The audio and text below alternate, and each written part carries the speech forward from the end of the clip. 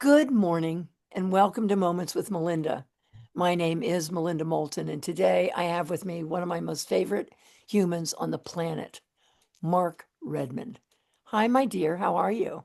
Hello, Melinda, and you're one of my favorite humans on the planet. We have that in common, We see? do. We do. I can't wait to A spend the mutual time. admiration society. I know. We go way back, don't we? Yeah, we We do. We do. do. We do. Well, for my viewers who not many of them who don't know about you, let me sing your praises. Thank you. Mark Redmond is the executive director of Spectrum Youth and Family Services in Burlington, Vermont, where he has served since 2003. He is the author of The Goodness Within, Reaching Out to Troubled Teens with Love and Compassion, and his book written in 2021 called A Memoir. Called A Memoir. Mark is a gifted storyteller and has been seen often on the Flynn Stage sharing his stories. Mark's columns have appeared in Forbes magazine, Huffington Post, the New York Times, and the Washington Post. Mark graduated from Villanova University and majored in finance. And I think you have a master's in public service, right? Public administration Public administration. from NYU. NYU. Good for you. So, thanks for being on my show today, the day before Thanksgiving. I think it's appropriate to have you because I have a lot of thanks that I want to send my way to you and the work you've done. But Thank let's you. start at the beginning. Yes. Share with my viewers a little bit about your life and growing up in a large Catholic family on Long Island. That's a big, yeah, it's the intro to the book. So yeah, I grew up the oldest of five kids. It was like if you've ever seen that old TV series, The Wonder Years, it was just like that. My dad was a businessman. He would take the train into New York City. He sold big buildings. He was in commercial development. He worked for Merrill Lynch. And then my mom raised, she had five kids in 8 years, right? But everybody did then. Everybody in our block had, eight kids, five kids, four kids. And we'd all be out on the block playing kickball, baseball, football. My mother would call us in. My dad would take the train home. We were we were Catholic. And so, the church, we all went to Catholic school. That was a big part, going to Sunday mass together, playing Little League. It was like an idyllic, how America was back then. And, Oh, JFK was president. In fact, the other day was the anniversary of his assassination. I tell people, I remember that day so well, Melinda. I'm sure you do too. I'm sure you do too, right? Exactly. Where I was in first grade, I remember hearing the church bells ring in the middle of the day, which is so unusual, and the nun saying, "Something has happened. We're sending you home early. We want you all to say the rosary on the way home." So that was it was pretty traditional, white, suburban, middle class, upper middle class and it was a upbringing. happy life. It was a happy life. Yes, yes, it was a You- nice life. I can tell you're kind of a normal person. And now I know why. So let's talk about your career. Your career started working in New York with a job in a manager training program, Right. multi-billion-dollar insurance company on Madison Avenue. And yet you ended up working at the Covenant House I in know. Times Square, working with homeless youth. What drew you to this work? So, I followed the traditional path. I remember when I got into Villanova and I had to fill out a form when I was senior in high school, pick a major. And so I said to my dad, which box should I check? It was like nursing, liberal arts, business, engineering. He goes, well, what do you want to do with your life? And I said, I'm 17. I don't know. He goes, put down business. Everybody studies the same stuff anyway. Because it's an idiot. He was a businessman. So that's what I checked. And I just did it. And I was very well. I was head of the finance society. I ended up in, almost with the 4.0. And I got a great job on Madison Avenue. Everybody wanted to get into these management training programs, very selective. And I had an apartment on 62nd Street and Park Avenue with a little balcony and a barbecue. And I was making a lot of money and everything was going swimmingly. But a friend of mine, she had chosen a different path. She said, I'm working at this place called Covenant House for runaway kids and homeless kids in Times Square. Now, Times Square now, Melinda, if you go right, it's fun. It's Hard Rock Cafe, Disney Elmo, there's characters. Elmo. Yeah, there's Yeah. Elmo. Back in 1981, it was like pimps, drugs, death, prostitution, strip club. It was awful. And that's where homeless kids hung out. So she said, we could really use help, you know. So I said, I'll go there one night a week after work, take a different subway.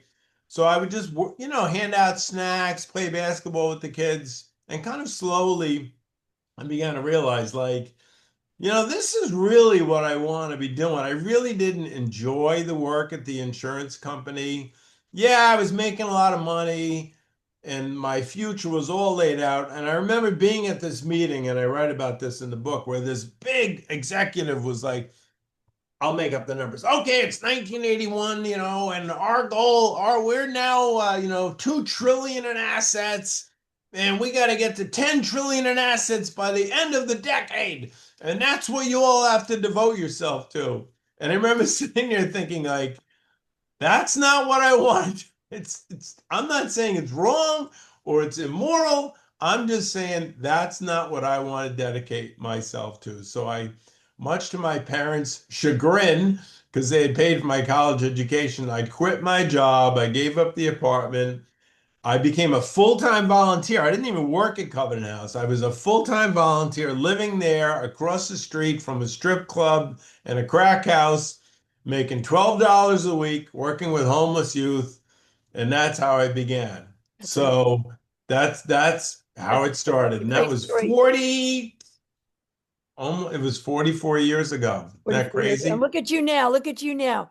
Now, listen, I don't know if you're going to share this with me, but I love this story because Mary Yes. Beth, your wife, is such an instrumental part of your life. Yes. Tell us very quickly about how the two of you met because I love this story. So I was married. I met somebody at Covenant House and we got married. And unfortunately, it didn't work out. We had a child. We got divorced after 10 years. So then I was single. And this is before Match.com. This is before Tinder. There was no Tinder. It's like you actually had to rely on people to set you up. And I'm in Westchester County. I'm in suburbia. It's all families. So 5 years go by. I'm still single. And my brother did the AIDS bike ride from Boston to New York. And he called me up and he said, when I was in a park, 3,000 cyclists, I ran into a TV reporter and I recognized that she was my prom date from like 20 years ago when we were in high school. And I remembered her name. I said, "Oh, Mary Beth Christie. I remember you went to the prom with her." My brother's 6 years younger. So I said, "I'm sure she's married." Oh, he goes, "No, no, she's still single." So I said, "I just started working in Connecticut and she's with a TV station in Connecticut." So he said, "Yeah, why don't you?" I said, "I'd like to meet her." He goes, "Why don't you call her up?" I said, I'm not gonna call her up. Hi, you went to the prom with my brother 20 years. What you think I'm a nut? So another 6 months goes by. I'm at a hearing. We're starting the first charter school for low-income children in Stanford. I'm going to testify. There's all these TV networks there. And I go up to this female reporter. I said, "Hi, any chance you know of a fellow reporter named Mary Beth Christie?" She goes, "Yeah, she has the desk right next to mine." So I take out my business card and I wrote on the back, "Hi, you went to the prom with my brother in 1981, 1980, figuring she's going to call me, right, Melinda? No, no, no. So then another 6 months go by, and it was a buddy of mine was like, "Redmond, what's the latest with the ladies?" All my married friends were living vicariously. They thought I was living like this Sex in the City life, which I wasn't. So, and I said, "Well, there's this one woman, her name keeps coming up. It keeps coming up. So anyway, then I remembered a buddy of mine was a doctor and he was a priest. He worked with AIDS patients in Tanzania and he was back. And I remembered he was at the same missionary organization. Mary Beth left TV to start working with this organization. So I emailed him and said, "Can you give me the email for this Mary Beth Christie?" So he gave me her email. So I still have the email, Melinda, all these years. 20. Hi, you went to the prom with my brother in 1980. Oh, And so we got together and we got engaged a couple of months later, and now we've been married almost 25 years. Isn't extraordinary. that crazy? I love that story. It's a great story. It's amazing. So what brought the two of you to Vermont and your work at Spectrum? So I was at this nonprofit in Stamford, Connecticut, started the first charter school. Mary Beth, we got married. She got pregnant pretty quickly, and she was pregnant. And I knew there wasn't any openings, in the organization I was at. So I called this woman who ran what's called the New England Network. So it was a network of all organizations serving homeless youth, And I called and said, literally, Maine, New Hampshire, what? She goes, there's a place called Spectrum in Burlington, Vermont, and they may be looking for an executive director. And I had never heard of Spectrum. I'd been to Burlington once in the 80s, loved it. So I went home and said to Mary Beth, there's maybe an opening for me up in Burlington. And she used to ski at Okemo as a kid. She thought, Burlington was like this tiny little town with one pizzeria. And I said, no, no, no, there's universities and restaurants and. So anyway, I applied. I was one of 36 candidates. I mean, like there were it was just a total long shot. And they came interview. They flew me up, interviewed. So finally, at the end, by then we had had the baby. He was just a few weeks old. So the board called me in and said, listen, we'd like to offer you the job, but there's a few things you should know. A, we're out of money. B, we owe money to a couple of banks. The police hate us. The merchants on Church Street all are trying to close us down. Uh, Two of our kids just murdered a drug dealer in an apartment we have on Pine Street. Do you want the job? Jesus. So I said yes. I said yeah. So we moved up here. I quit my job. Mary Beth quit her job. Our child was like 2 months old. It was minus 33 degrees the day we got up here. We both like, what did we get into? But you just had to go in, and it was really dire, Melinda. It was literally, can we pay people this week? Are we going to make payroll this week? Or some horrendous police incident, or a Channel 3 reporter showing up on my doorstep, sticking a mic. Do you know one of your mentors is accused of statutory rape with a young? I mean, every day it was like, oh my gosh, what's going to happen? But you hang in there. I felt committed to the place. I could see that Spectrum had the potential to do some good work. Somebody gave me a list. These are the people you need to meet. Stage Davis, the late Nancy Cathcart, Richie Tarrant, Dan Feeney, Melinda Moulton, Mary Abley. These are the people that you need to meet. And you were on that list. Well, You're on the list. I'm so honored that I was on that list. So Mark, tell us a little bit about Spectrum for my viewers who aren't aware of it, because the mission and the vision, because you worked there for 20, you have worked there for how many years? 20 years? 24. 24 years. This February, it'll be 24 years. Is that 24 right? years. Yeah, And you were 24 really years. instrumental in Yeah. helping it grow and expand. So talk to us a little bit about what Spectrum does. So it's interesting, there's a drop-in center a couple of blocks from here, and people see that and think, oh, that's Spectrum. And it's true. Young people who are homeless, who are runaway, who have no resources can come in there. We're getting Thanksgiving dinner ready for them today, and which will be nice. I made mashed potatoes last night. And they can come in, no questions asked. We don't need your social security number. We don't need your Medicaid number. We don't even need your name, though we'd like to know your name. Have a lunch, have free dinner, take a shower with tons of donated clothes. Community Health Center has their health clinic in the building. How do you feel? Do you need to see a doctor or a nurse, right? And then we'll ask a young person after they eat, hey, where are you staying tonight? Are you living in a car? Are you sleeping in a tent? Because we have 30 beds here in Burlington, and maybe one of those is open. And then we'll ask, do you have a job? Would you like to? We have 5 job developers on staff that are linked to healthy living, city market, PC, And then we'll ask, let's go see a doctor and nurse next door. And that's how it goes. How about school? A lot of these kids dropped out of high school, Melinda. Well, let's go to Vermont Adult Learning and help you get your GED. Or let's go up to VSAC and help you apply to CCV. So and then mental health and addiction are huge in this population. We have 14 licensed mental health and addiction counselors on staff. So one of them works in the drop-in center right there. So that's how it all kind and people when they hear that, they say, "Oh, now I know why it's called Spectrum, Right, right. because it's not just about housing, it's not just about employment, it's not just about education. We even have someone teach kids how to drive a car. It's all those things, right, Melinda? It's all It's like with almost like your parenting. children and my child. Well, it's almost like parenting, the way that you were raised by your wonderful Yes, parents. yes. They And just unfortunately, many of these kids, don't their have parents are parents. either missing, or their parents are in prison, Yeah. or their parents are homeless themselves, or the kids have lived in five, six, seven, eight different foster homes by the time they're 18, So how or many? they're in the children's mental health system, Melinda. And now the diagnosis they had when they were 17 doesn't fit for the adult mental health system, or their IQ is too. There are all these cliffs that kids hit, and all the services they had just get kind of ripped out from underneath them. So So that's really where Spectrum comes in. that's phenomenal. Thank you so much for that overview. And Sure. for my viewers too, I have it on one of these pages. You can visit the website. It's give me the website because I can't. SpectrumVT.org. SpectrumVT.org. VT.org. And Go it's a visit. very good website. Explain. Great website. Yeah.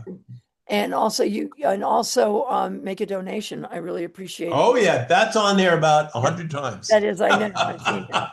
So, so, so Mark, let's move Yes. to 2019 when you created a one-man show about Yes. your career, and it sold out on Broadway It's true. I was on and Broadway. and at the Flynn Theater. That is a remarkable experience for you. Yes. Talk to us about this time for you So to I hit think I'm a Broadway. I I mean, grew come up in a on. big Irish Catholic storytelling family. My dad was storyteller and this is before people had iPhones and we'd all be around the Thanksgiving table. He'd be telling, and each time he told a story, it would get bigger and more fantastic. So I called him a few years ago when he was alive, and he said, "Son, you really got this storytelling stuff down." I said, "Well, Dad, I learned it from you." And he goes, "Yeah, but mine were all BS." Oh, At least yours is wow. true. So anyway, I love The Moth. It's on public radio stations all around the country. I've been listening to it for, I don't know, 20, 30 years now. It's a podcast. And it's just ordinary people getting up in front of a mic, not actors. You have 5 minutes to tell it interesting. And I love it. And And at the end of the month, they always say, if you have a good story to tell, call 1-800 The Moth and leave us a 1 minute pitch. And in 2013, I did that. I left a 1 minute pitch, didn't think anything about it. And 6 months later, I get an email. Hi, I'm a producer at The Moth in New York City. We're coming to Burlington, Vermont for the first time ever to the Flynn Theater. Call me. I want to hear your story. wow. So it had been so long, Melinda. I was like, what did I say? What was the story? He goes, oh, something about this little girl and her brother died of a drug overdose in some church. Oh, okay, okay. So I tell her the story over the phone. She goes, okay, you're in. I said, what do you mean I'm in? She goes, we're going to have 6 storytellers. We're bringing in people from LA, New York City, Chicago, our best storytellers around the country. And you're Vermont. You're the Vermont storyteller. Bravo, bravo. Although Charles Lindbergh's daughter lives in the Northeast Kingdom, they added her to the mix, so she Oh, was the other that's a good thing. Vermonter. I think I was at that show. Yeah, you might have been there. You might have been there. So now, Mark, when the pandemic hit, Yeah, you sat down and began to write your memoir about the stories and moments in your life that were transformational. It yeah, is called Called. And in this book, which was published in 2021, you write, well, this book encapsulates my entire 60 plus years of living. Much of it is about my 4 decades helping homeless and at risk youth. Now, Mark, right. I was wondering if you would read a chapter from your book called, and I would love it if you'd read chapter 23 about Nafari. Yeah. Now let me see. Thank you Oh yeah, so much. it's a pretty short chapter. Okay, you ready? I am. In June of 2015, Mary Beth Liam, our son, and I traveled to Washington to attend a family wedding. Mary Beth recommended we go a few days early to show our 12-year-old son the sights and memorials, so that's what we did. Our first night there, we went out to dinner with a relative. Liam asked if we could go see the Lincoln Memorial. As exhausted as we all were, we took a taxi there, and I was glad we did. Seeing the Lincoln Memorial, reading the Gettysburg Address, and Lincoln's second inaugural speech all lit up at night was very moving. We then walked over in the dark and in a light rain to the Vietnam Memorial, also very emotional in its own way. We then pulled out a map of the city and noticed that not far away was the Martin Luther King Jr. Memorial. We headed that direction and shortly came upon the recently installed statue of Dr. King, surrounded by a number of his quotations chiseled in the stone. It was an incredible sight, and in my mind, immediately shot back 20 years to a teenage boy I knew when I worked at St. Christopher's in Dobbs Ferry. His name was Nafari, but he called himself Nafi and asked us all to do the same, which we obliged. He was 15, African American, and had grown up in a low income section of New York City. I can't remember his family situation, but it was probably like many of the youth at St. Christopher's, parents in prison or addicted to drugs and alcohol or missing. Standing at the memorial, I thought of Nafi because every year on Martin Luther King Day at St. Christopher's, we made a special effort to celebrate the holiday. And one year, the person who ran the cottage where Nafi lived had asked each young man to fill out a piece of paper on which there was a picture of Dr. King with this sentence, quote, I have a dream that blank, end quote. The assignment was for each of them to write in what his dream was. They were posted on a wall, and I started reading them until Naffy's stopped me in my tracks. I have a dream that I will be more than a street person. It still affects me all these years later. Naffy's dream that he not end up living on the street was to me incredibly sad and very telling. I've thought many times about what I might have written as a teenager in completing that sentence and what my peers might have written. I have a dream that I will be an engineer, a doctor, a lawyer, successful, a sports star, a business owner, rich, married. But for Naffy, his dream was that he not end up living on the street. And he likely wrote that because he grew up in a neighborhood where he saw many people in that condition. His greatest aspiration was that he not end up like them. It's been more than 2 decades since I last saw Naffy, and I have no idea how he fared after leaving St. Christopher's, what he's doing now, or if his dream came true. I hope it did, and that he has a good life, a happy life. He was a nice young man, and he deserved that. We left the memorial, walked over to see the Franklin D. Roosevelt Memorial, and then took a taxi back to where we were staying. Before going to bed, I decided to quickly check the news on my iPhone, and I learned that at the very moment we had been at the Martin Luther King Jr. Memorial, and I was thinking about Naffy, 9 African Americans had been shot and killed in a church in Charleston, South Carolina. The entire world would soon learn that the killer was a white supremacist. Mark. To my viewers, Mark Redmond called, and you can pick it up at your local bookstore. What a beautiful story. What Thank a you. story. What a tragic story. But thank you for that. You're So, welcome. so with all the challenging work that you do, it gives you so much, but it also takes so much because helping to serve unhoused teens and helping them to find purpose and light in their lives is very challenging. How do you take care of yourself to have the strength to do this work? That's such a good question. I don't talk about it at work because it's not my place, but I am, I'm religious and, I believe in God and I believe that that's why you call. Like, I believe this was my call. When I die, I'm going to ask, like, hey, what was that all about? I was supposed to work on Madison Avenue, make a lot of money.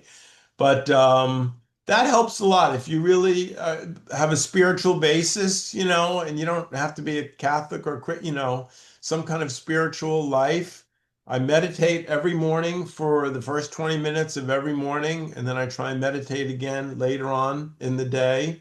So that I'm married to a wonderful, supportive person. I think you agree and know that is just a lifesaver because I was in a marriage where I didn't have that for 10 years. And that's a huge help. I have two wonderful sons. And then, Melinda, this is not a sprint, right? Like, Mhm. there's been times like I just work harder and harder, and you just burn yourself out, and you get depressed, and you get cynical. This is a long journey. This kind of But way. in your book called, you do write about your own struggles with depression. Yes. Share a bit of that with my viewers, if you would, because in your book you show a deep vulnerability. You're extremely authentic and raw and profoundly honest. So talk to us about that. Yeah, that chapter has affected. That book came out, and so many, especially women, wrote to me because it's what's after I got divorced in 1994, I fell into a very deep depression, like to the point where I couldn't get out of bed, I couldn't sleep at night. I lost like 30 pounds. I couldn't even I just couldn't function. And it was very humbling. I went on medication. I had a psychiatrist and a therapist. Would go for individual therapy group. It was very humbling at the time. And but that has helped people. So many women, especially that I'm giving my husband this book and I'm asking him to read that chapter because we have such a stigma against mental health, that you're weak and you shouldn't have to go through this. And so many men especially don't want to admit that. And it's nothing to be ashamed of. And I'm so glad I really hesitated before I wrote that chapter, but I'm glad I did.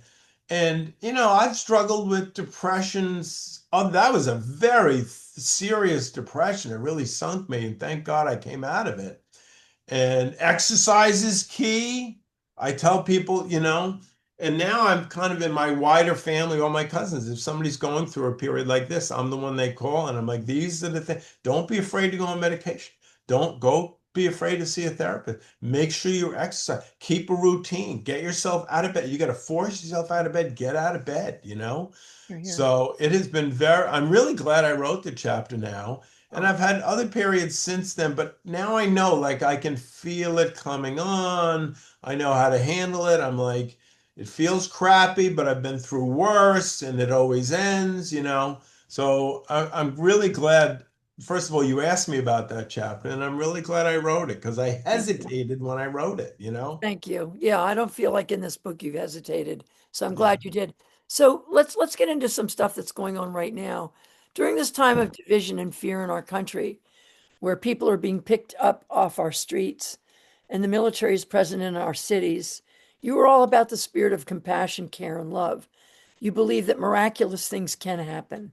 How are you coping with our current state of affairs? And how can my viewers learn from your wisdom to see some light in our current times? Oh man, that is such a great question. These are very difficult times. And I worry about Spectrum. When I got here 24 years ago, we were 98% reliant on government funding. And because of you've been very generous to us, many, many people, we've expanded, we're in another city, we help way more kids. And it's more the generosity of people like you and others that we are able to do what we do. But we still do rely about 38% on some government funding. And I'm very, very worried when what I call the big ugly bill kicks in. I was in a webinar the other day with the state of Vermont. October 1st, 2026 is going to be a day of reckoning for, Vermont and for a lot of nonprofits. So we'll be fine. We're not going to have to close or anything. I do worry we may have to shrink a bit, which I don't like to see because there's kids out there, who we're helping. So other than that, my spiritual practices of meditation, I do fasting one day a week. things like that are, I think, are more important than ever for those who do have some kind of meditation or yoga, whatever their practice is to help center themselves.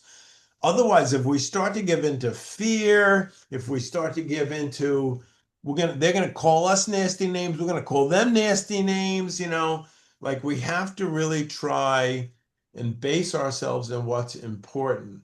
I feel like I remember talking to you at Main Street Landing when Donald Trump, I remember this like it was yesterday. And you saying to me, Mark, this is something our country, it's bad what's happened, but it's something our country kind of has to go through. This is like the last gasp. I remember what you said of white male patriarchy. It's sad to me that we're back there now. I'm hoping as a country we're gonna learn from it and move ahead. And it's real. I have a column, it's coming out soon. It's just really, really sad. The language the vitriol that's being used by our president, calling a woman a pig. I mean, just stuff, right? You and I lived through Nixon, right? Well, I yeah, mean, I would take Nixon any day over this. yeah, I mean, that was bad. The So, invasion of Iraq, a country that didn't have anything to do, you and I have seen some really erroneous decisions by the United States, but I never thought we would see what get we're to in this today. level, Well, and the picking up of these people and saying, having the Supreme Court say that, and I think might have a question in here about that, about if they're a person of color and they don't speak our language and they have low income jobs, you can pick them off the street. But let's move into your faith. I'm really Yes. fascinated by this because you have such a strong faith in today's world, where really the Christian right, the nationalists, have taken a position that truly flies in the face and the faith of the Jesus doctrine of caring for those in need. Talk to us about this modern and tragic phenomena that's happening in American Christian life. It's very, very mysterious and sad to me. I feel like saying to these people, what Bible are you reading? You know, what gospel are you reading? So, not as executive director of Spectrum, but 2 weeks ago, there's a group of men in my church, the Catholic Church, and we're very frustrated by seeing people in masks, picking people up off the street. The poor superintendent Winooski was detained, right? He still doesn't know why. What do we do? What do we do? And I read an article about what priests and other religious groups are doing in Chicago. So not as head of Spectrum, but personally, myself and Mary Beth is an ordained inner spiritual minister. We organized a witness at ICE 2 weeks ago. And I said, I want all that. We had a rabbi there. We thought maybe 50 people. It was raining, it was snowing, it was freezing. 125 people showed up. It wasn't a protest. We sang, we prayed, Mary Beth gave a reflection, and we're going to do it again. We're going to do it in Advent season. You And must love this new pope. yeah, Yeah. we went to college together. Pope Leo Wow. and I were in Villanova He's at the same time. he's At the so same time. amazing. And he really is the superstar of all of this. I'm Yes. so glad Yes. he takes that nasty power away. Yes. So just Yes. recently, Mark, you testified to the Vermont legislature on S36. It's an act relating to Medicaid coverage of long-term residential treatment for Right. co-occurring substance use disorder and mental health. Right. Talk to us about this bill, and was it passed? That was not passed, but we're going to go back at it again. I have been working with judges and probation and people. There's a couple of things we need to change in Vermont. One is we don't have a heroin crisis anymore. We have a fentanyl and xylazine crisis, and it's very different. And sending someone to rehab or detox for 14 to 17 days and then sending them right back to the same neighborhood or hotel where they were using they're going to relapse almost immediately. So what I'm saying is you go to New Hampshire, you can get 90 days of levels of care. And I'm saying let's do that here in Vermont. You may still relapse after 90 days, right? Let's not kid ourselves, but your chances of recovery are way better. In terms of the mental health thing too, I do, and this is controversial, not everybody agrees with me. But if someone is a danger to themselves or others, their mental health is to such a degree that they're a danger to health, to self or others, we need to, I'll use the term, it's an ugly term, involuntarily commit that person to a mental health facility, at least for a period of time. I'm not saying forever, so they can get the help they need. But we see this at Spectrum. We send them up to the hospital. They send them right, oh, they're fine. And I'm like, no, they're not. They're not, you know? So I've been working in that for years. I've testified on that. It hasn't passed yet. There are some people and who are good people who see it differently than I do, but I think more and more we're seeing. And if you We, come downtown, you'll see it every day. well, we're going to talk about that in a second, but you remember we had the day station down at Union Station for 16 years? I forgot The that. That's cots, and right. and they would come, and folks would come down, line up, and go into the basement of Union Station. They'd get all their services and their care. And I agree with you. I mean, I agree with you. People who are dangerous to themselves and others, they need the care that they deserve. So, as you know, Mark, Burlington has been getting a bad rap since Yeah. COVID because of the experiences that visitors have been having when they come to the Yes. city. So, talk to us about the problems that you are seeing and how you think we can work towards solving them. And I want to add to my viewers that I go to Burlington all the time. And just so you know, the city is truly making a remarkable comeback.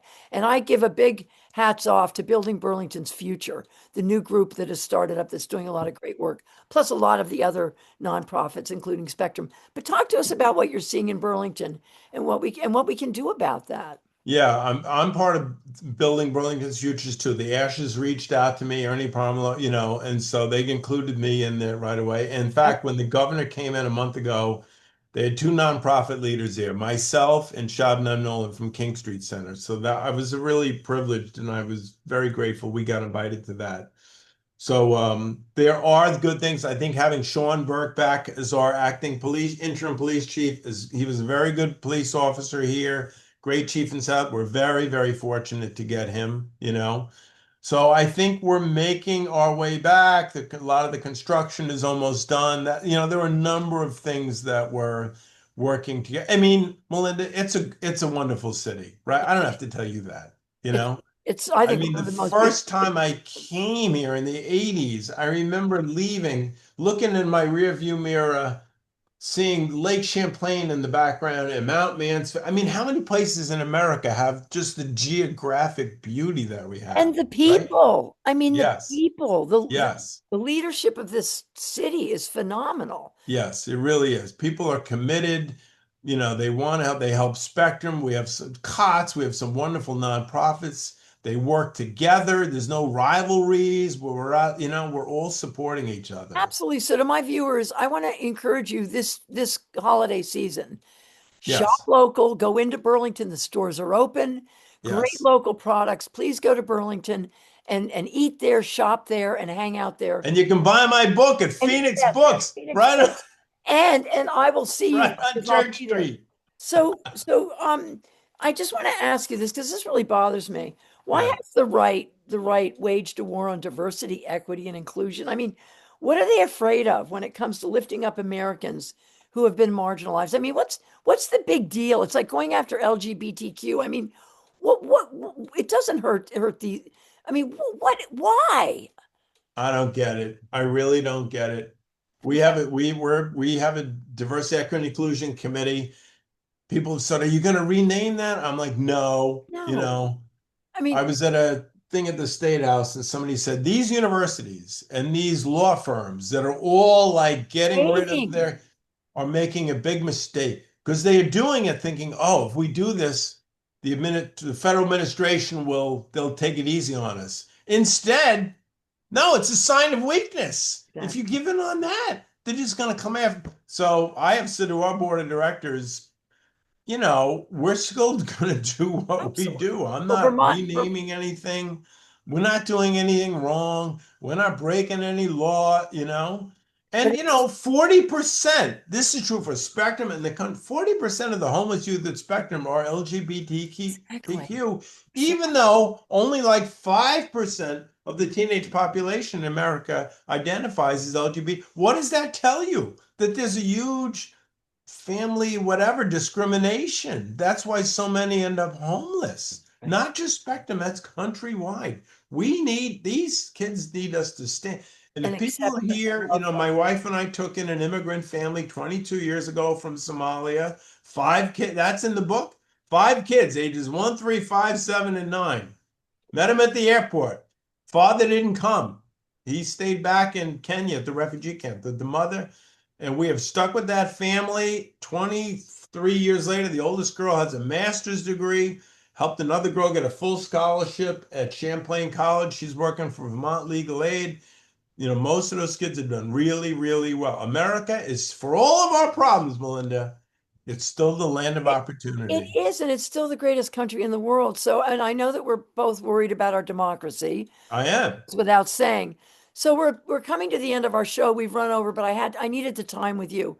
Sure. I wanted you to tell us what you tell your youth that you serve about hope and how our children can steady their hearts as they face a world of unknowns that for them are really scary right now. Yeah, it is a scary time. And when I talk to my own son, who started, and my oldest son, who's a nurse now, that we've been through difficult times before. This is a particularly difficult time. We need to join forces. We need to look for allies, right?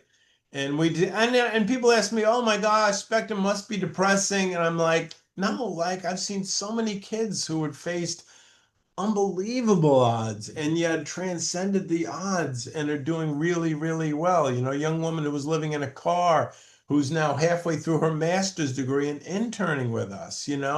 I mean, I see those, and we get emails from people donating money. I don't know if you remember me, Mark, but I was homeless and I lived in your shelter. Now I have a job at Global Founder. I mean, incredible stories, and it's very gratifying to think that Spectrum, and as director, you were part of that. So we Do you can't know? get down, we can't get discouraged. You helped me feel optimistic 8 years ago, Well, and I think you're an angel on earth, but on thank you. really, truly. But to my viewers, again, Mark Redmond is the executive director of Spectrum Youth and Family Services. Their website is spectrumvt.org. Please visit it and learn more about their incredible work. And if you can, please make a donation. Mark's book is Called, and it's available at all local bookstores. So that's about all the time we have. But I want to thank you for being my friend, for standing up for those who need your strength, for speaking out for those who are marginalized, and for steadying the hearts and minds of our youth who are facing some very, very difficult times. Mark Redmond, you are hope, compassion, love, and a bright light, all wrapped up in a remarkable being and a most beautiful spirit. And I love you so. I love you too, Melinda. I love you, my dear. Be well, and we'll You talk too. soon. Happy Thanksgiving and a Thank, great holiday. thank you for your time, my friend. Thank you. Bye bye. Bye.